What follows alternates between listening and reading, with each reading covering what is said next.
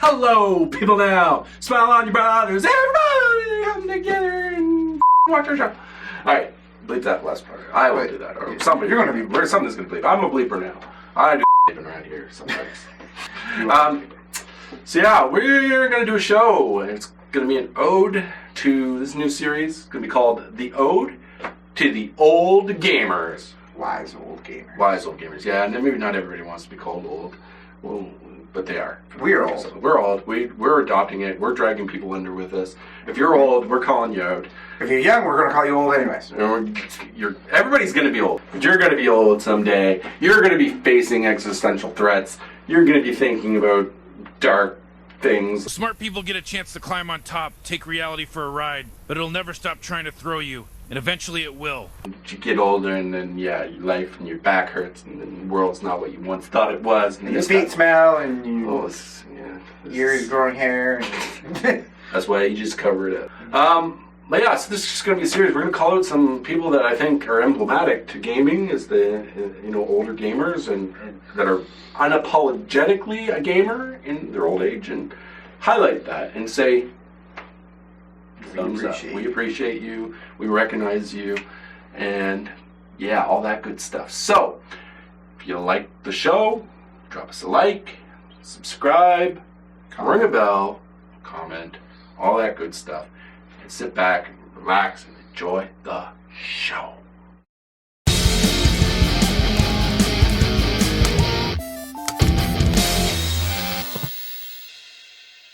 The first one we'd like to salute is Snoop Dogg. Now you say, why Snoop Dogg? I say, why Snoop Dogg? You actually legitimately asked, why Snoop Dogg? Because this was my pick. Well, my pick is Snoop Dogg because it's Snoop Dogg, for one. I mean, he's pretty cool. And he is a gamer. I know they probably like, Snoop is a genius in this game. He's awesome. He's hot. He's unapologetically a gamer. I think he plays Xbox. And so, I mean, he's sipping on gin and juice, freaking laid back, playing some video games. That's why Snoop Dogg's on here. He's Snoop Lion. Why wouldn't he be on here? Well, in fairness, Microsoft did make him the Xbox fridge. So that is absolutely 100% true. And I think anybody who gets a fridge made for them specifically deserves to be on this list. And he is older now. He's not the young pup that he used to be. He is now the D-O-double-G. But my point is here is that, he's a guy who's known to enjoy gaming. And, he's an older gentleman, sings about the good old days, just like we all do. To ourselves. I sing about the good old days. In the shower. He does it in real life. He gets paid. With a whole lot more style. And actually, you know what? Snoop's just cool. Like, everything he just did a recent commercial about, like, pop, like, bubbly pop, like, the stuff they make. And it's, like, the best commercial I've ever watched. Hey, no screens. I'm in school. I'm watching your old music videos. That's education right there. Yeah. Everything he touches is gold. It is Snoop. He was in Gorillaz. The latest Gorillaz. And Gorillaz is one of my favorite albums, and I loved him in that. And so he plays video games. So he's a classy old dude. He's a classy old dude playing video games, and yes. And that's why Snoop's on the list. Because he's D-O-double-G and he plays the games. Snoop Dogg and video games. Yeah. So. Number two. Second person on the list is actually probably the most influential to me. And I have utmost respect for him in terms of what he's contributed to gaming in general. Because I'm talking about the one and the only. If you want information about video games, you found the right show. I'm Victor Lucas.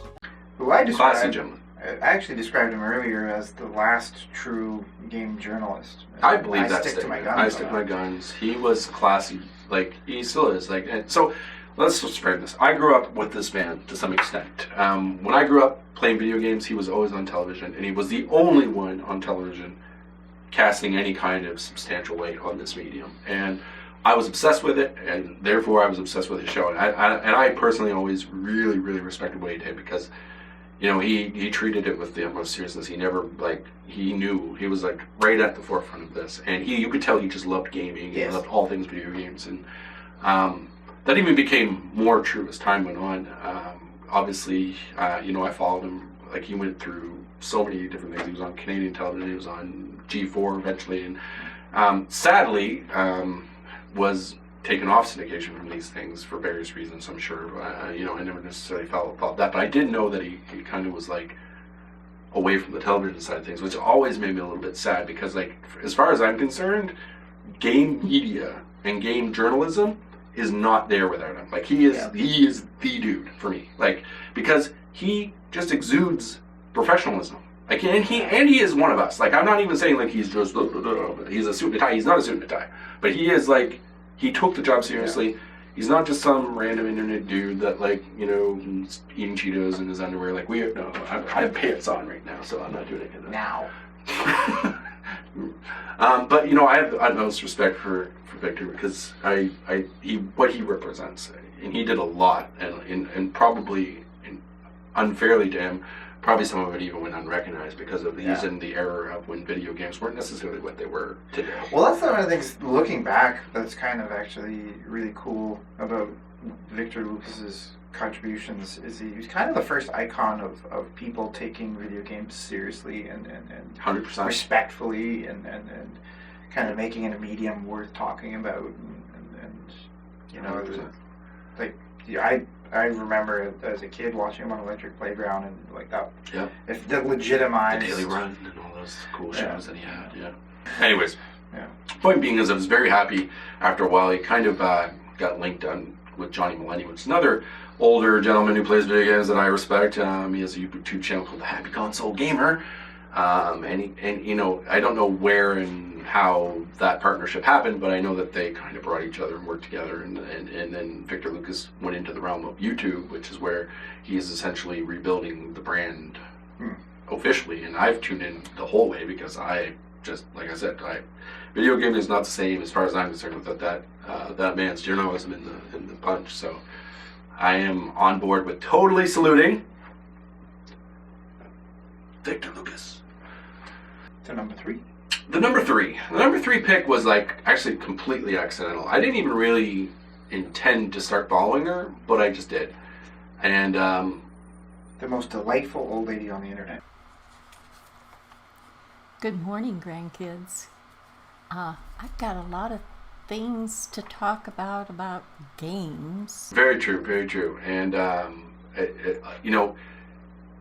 can't stress the actual point of this episode and this show in general. We are a channel about aging and playing games. Ultimately, we are both older gentlemen, so we know that gaming as an older person faces certain challenges, and we just want to highlight people that are just gleefully doing it. And she's got like almost 1 million viewers now, so like no slouch, but like tons of respect. Her name's Shirley Curry.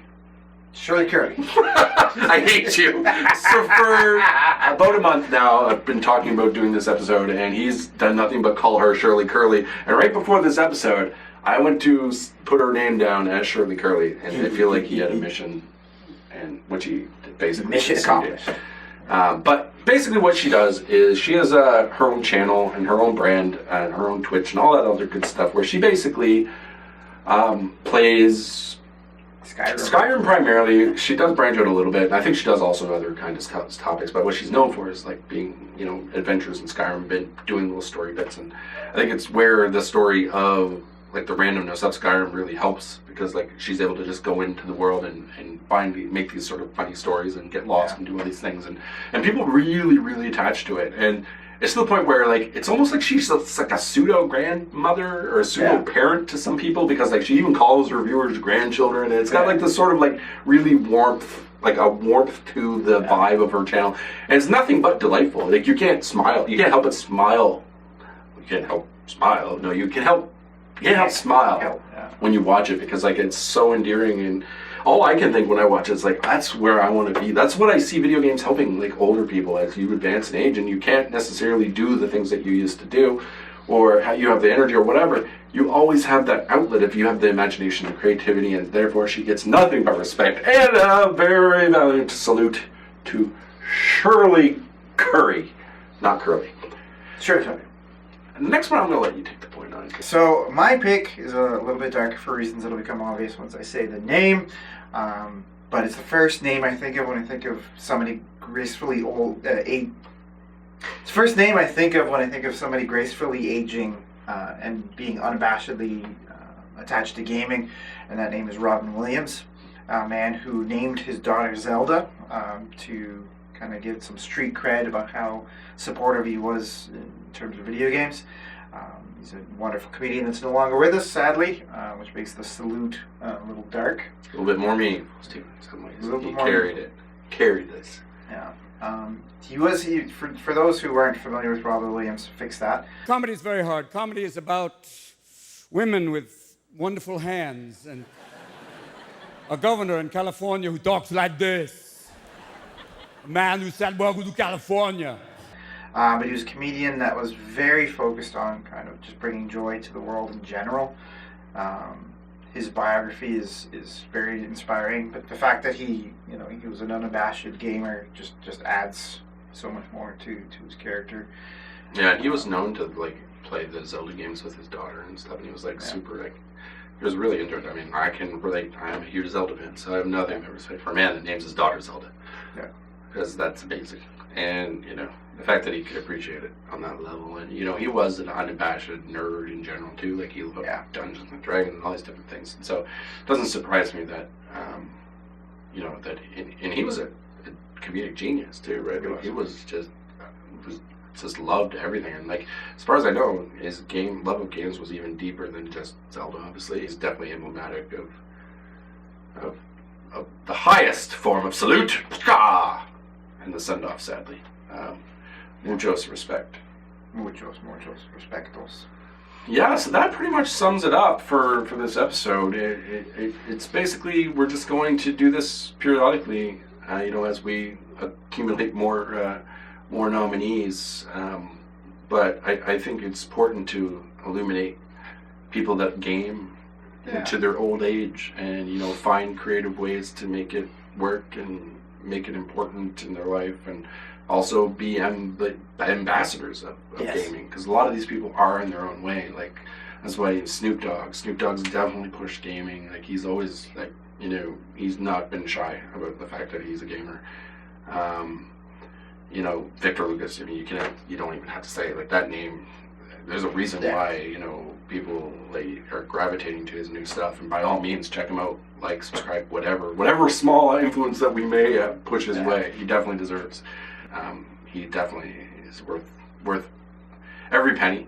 Just like all these people. Shirley Curry, she is, if you just want to have a really warm experience around gaming, just watch her stuff, her content. She is a joy to just sit back and kind of watch how she interacts with games, because it's a unique perspective. She's found a way to enjoy gaming in a way that's actually kind of admirable, and I hope that when I become as advanced and as age as anybody, some of these people, I can also enjoy gaming and as much as I do now, and continue to use that as a way to just be happy. Don't worry, be happy. What better way to exit this video with a clip from our man Robin Williams? Transference is inevitable, sir. Every human being has an impact on another. Why don't we want that in a patient-doctor relationship? That's why I've listened to your teachings, and I believe they're wrong.